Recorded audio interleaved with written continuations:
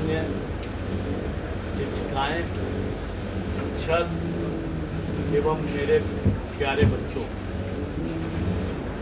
आज आपको पता है ना हिंदी दिवस है। इसकी शुरुआत कैसे हुई ये किसी को पता है? नहीं? चलो हम बताते हैं। सन 1918 में हिंदी महासम्मेलन हुआ। उसमें पूजनीय महात्मा गांधी जी ने सबसे पहली बार 1918 में कहा था कि एक राष्ट्र की उन्नति तभी संभव है जब उस राष्ट्र की अपनी एक पहचान हो, उसकी एक भाषा हो। उस वक्त उन्होंने 1918 में कहा था कि भारतवर्ष की एक भाषा होनी चाहिए और वो भाषा हिंदी होनी चाहिए। तो सबसे पहले पूजनीय बापू जी ने सन 1918 में कहा था कि हिंदी राष्ट्रभाषा होनी चाहिए। जब देश आज़ाद हुआ, आज के दिन क्यों मनाते हैं हम लोग हिंदी दिवस? इसलिए मनाते हैं कि जब देश आज़ाद हुआ तो 14 सितंबर 1949 में हमारी संविधान सभा, जिसको अब संसद कहते हैं, उसमें एक प्रस्ताव पारित हुआ और उसमें हिंदी को राष्ट्रभाषा के रूप में घोषणा की गई।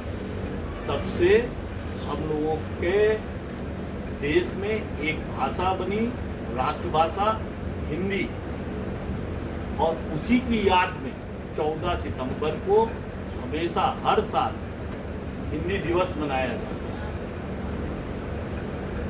अब दक्षिण में तो इसका बड़ा विरोध हो गया। भाई मेरी तो तमिल भाषा है, कोई बोला मेरी तेलुगु भाषा है, उसमें बड़ा आंदोलन हो गया। उसी में वहाँ के नेता लोगों में से कोई एक तेलुगु नेता था, नाम नहीं याद है, वो अमर अनशन पे बैठ गया।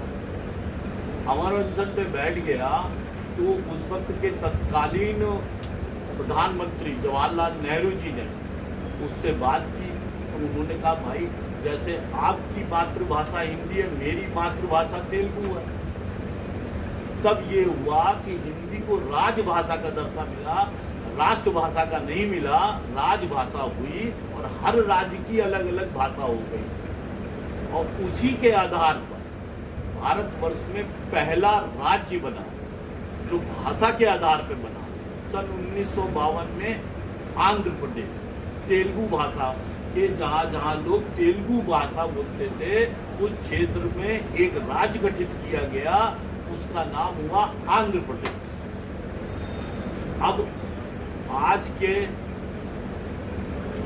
समय में जब हम लोग स्वतंत्रता के 75वें वर्ष पूरे कर लिए हैं, तब ये एक मांग फिर उठी है कि हिंदी राष्ट्रभाषा हो। उसी इस वक्त की जो सरकार है उसको बड़े प्रभावी ढंग से इस चीज़ को उठाती है। हमारे प्रधानमंत्री जी जो हैं वो अंतर्राष्ट्रीय मंच पे हमेशा हर जगह अपनी ही भाषा से अभिव्यक्ति करते हैं, हिंदी भाषा से। कभी भी देखिए, चाहे G20 का सम्मेलन हुआ हो, चाहे अंतर्राष्ट्रीय कहीं भी ऐसी जगह यूएनओ में कहीं पे भी हो, हमारे नेता लोग हिंदी में भाषण देने लगे। उसी स्वरूप हमारे देश के प्रधानमंत्री रह चुके पंडित अटल बिहारी वाजपेयी जी ने 1979 में पहली बार यूएनओ में हिंदी में भाषण दिया था और बड़ा एप्रिशिएट किया गया था। तो धीरे धीरे हिंदी का प्रचलन बढ़ रहा है और हिंदी हम लोगों की पहचान है। जो बात हम लोग मातृभाषा के रूप में कह सकते हैं अच्छे ढंग से, वो अन्य भाषाओं में नहीं कह सकते। भाषा का जानना बहुत जरूरी है। उसी में आपको एक रोचक एक प्रसंग सुनाते हैं। स्वामी विवेकानंद जी सन 1899 में अमेरिका गए, तो वहां पर एक अमेरिकन ने स्वामी जी से पूछा हाउ आर यू, इंग्लिश में पूछा हाउ आर यू, तो स्वामी जी ने जवाब दिया मैं ठीक हूं, आप कैसे हैं? तो वो अंग्रेज थोड़ा थोड़ा, अमेरिकन थोड़ा थोड़ा हिंदी जानता था, तो उसने सोचा कि हिंदी में स्वामी जी ने जवाब दिया है, इसलिए उसने अगला प्रश्न जो पूछा अमेरिकन ने कि मेरा शहर लॉस एंजल्स कैसा है, स्वामी जी से, तो स्वामी जी ने कहा इट इज वेरी ब्यूटीफुल। तो अमेरिकन बड़ा हो गया कि जब मैंने इंग्लिश में पूछा हाउ आर यू, तब आपने जवाब दिया हिंदी में कि मैं बहुत ठीक हूं। और जब अंग्रेज ने सोचा कि ये हिंदी में जवाब देते, तो उन्होंने हिंदी में प्रश्न किया कि मेरा शहर कैसा है, तो स्वामी जी ने इंग्लिश में जवाब दिया इट इज वेरी ब्यूटीफुल। तो उन्होंने कहा ये क्यों? तो उन्होंने ये कहा कि जब आपने अपनी भाषा का सम्मान किया, अंग्रेजी में पूछा हाउ आर यू, तब मैंने अपनी भाषा का सम्मान किया, मैंने कहा कि मैं ठीक हूं। आपने अपनी भाषा में बोला हाउ आर यू, मैंने अपनी भाषा में बोल दिया कि मैं ठीक हूं।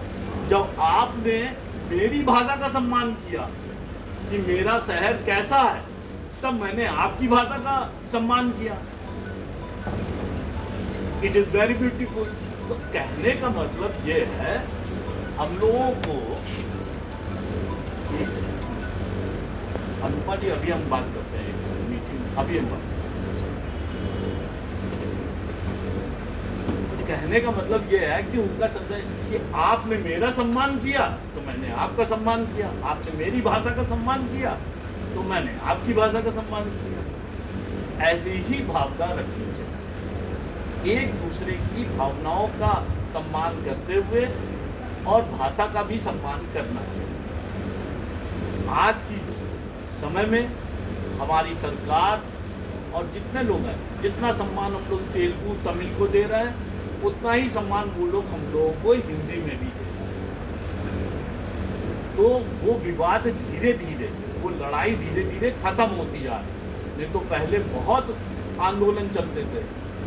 आप लोग तो अभी छोटे हो, आपको नहीं पता, हम भी इस मामले में छोटे हैं, लेकिन 1970, 50, 60, 70 के दशक में इस पे बहुत आंदोलन होता था कि मैं क्यों बोलूं तुम्हारी भाषा। लेकिन आज ये प्रमाणित हो चुका है कि सबसे पुरानी भाषा संसार की तमिल है, और ये कंप्यूटर का जो इनोवेशन हुआ है उसके पीछे संस्कृत भाषा है। तो ये भाषा का अपना महत्व है, आप लोगों को इस महत्व को समझना चाहिए, ठीक है। और दूसरी बात एक और कहना चाहता हूँ अपने अनुभव से। आज के समय में हमसे पूछा जाए कि अगर हमें फिर पुराने समय पे लौटाया जाए कि आपको पढ़ना है, क्या पढ़ा जाए, कैसे पढ़ा जाए, तो मैं आज के समय में इस निष्कर्ष पे पहुंचा हूं कि कोई सब्जेक्ट नहीं पढ़ूंगा, मैं कोई बुक्स नहीं पढ़ूंगा, मैं सिर्फ एक चीज पढ़ूंगा, और वो कैसे कि अपने मस्तिष्क को कैसे एकाग्रचित किया जाए, कैसे अपने मन मस्तिष्क को एकाग्रचित किया जाए। अगर आपका मन मस्तिष्क शांत है, एकाग्रचित है, तब कोई भी भाषा, किताब, सब्जेक्ट, विषय सब पढ़ा जा सकता है। होता ये है कि हम लोगों का मन किसी भाषा या किसी विषय में नहीं लगता, भटकता है चारों तरफ, इसलिए हम लोग अपने विषय पे कंसंट्रेट नहीं हो पाते।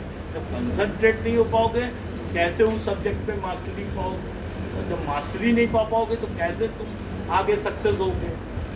इसलिए मन को एकाग्रचित करो और सिर्फ पढ़ाई में मन लगाओ। जीवन का सबसे सरल कार्य है पढ़ाई, उसके बाद जीवन बहुत कठिन है, उस कठिनाई को सिर्फ शिक्षा से, पढ़ाई से ही उसका सामना किया जा सकता है, और कोई भी तरीका नहीं है और कोई भी शॉर्टकट नहीं है। उस पर भी एक छोटी सी तुमको कहानी बताई देता हूं, जिससे कि तुम लोगों को हमेशा इस चीज को याद रहे। देखो, हम भी ये सब कहानी पढ़ के हमको याद रहती है, इसलिए क्योंकि जो गलतियां हुई हैं वो आज जाके समझ में आते हैं। आपके माता पिता कहते होंगे पढ़ाई में मन लगाओ, तो आप कहते हो अरे इनको क्या समझ में आता है, 10 मिनट की पढ़ाई है फिर कर लेंगे। यही हम भी कहते थे। अंत में ये समझ में आया कि लापरवाही से पढ़ाई की, तो लापरवाही से नतीजा मिला, इसलिए पढ़ाई पे बहुत ध्यान है। तुमको एक किस्सा और सुनाए। एक स्वामी विवेकानंद जी के पास एक व्यक्ति आया, अब वो बोला मैं बहुत परेशान हूँ, मेरा ये मन नहीं लगता, मेरा वो नहीं लगता, मैं जीवन में कुछ भी संघर्ष नहीं कर पा रहा हूँ, ये नहीं कर पा रहा हूँ, वो नहीं कर पा रहा हूँ। स्वामी जी ने कहा पहले तो मेरे कुत्ता, जो पालतू कुत्ता है, उसको टहला के लाओ। तो वो टहलाने चला गया। स्वामी जी का पहले मेरे कुत्ते को टहला के लाओ फिर हमसे बात करना है। तो वो टहलाने चला गया। कुत्ते को टहला के जब लाया, तो स्वामी जी ने कहा अरे कुत्ता तो बड़ा हब रहा है, थक रहा है। वो कैसे, ऐसे क्यों, थक क्यों रहा है? तुम भी तो गए थे, तुम नहीं थक रहा हो, ये थका दिख रहा है। तो बोले स्वामी जी क्या बताएं, इसको टहलाने गए, जो कोई चीज देखता तो उसकी ओर भाग जाता, फिर वो चीज देखता तो वो उसकी ओर भाग जाता, फिर वो चीज देखता वो उसकी ओर भाग जाता, फिर भाग जाता। ये भागता ही भागता रहा, ये टहलने की बजाय ये इधर उधर भागता ही रहा, तो थक गया। तो इसकी ये दशा हो गई। बोले कुछ समझ में आया? तुम भी तो थक गए हो, परेशान हो, इधर भागते हो, उधर भागते हो, इधर भागते हो, उधर भागते हो, क्यों नहीं अपना मन एकाग्रचित करके एक जगह पे जाते हो? तो मस्तिष्क का एकाग्रचित का कितना महत्व है। जब तक तुम लोग का मन पढ़ाई में नहीं लगेगा, तब तक आप सफल नहीं हो सकते। इसलिए हमारी राय है, और ये एक बिल्कुल बात लो, बच्चों से लेके सब 10th क्लास के बच्चे, इनका आगे स्टार्ट हो रहा है जीवन। जितना मन पढ़ाई में लगाओगे उतना ही जीवन में सफल। ठीक है?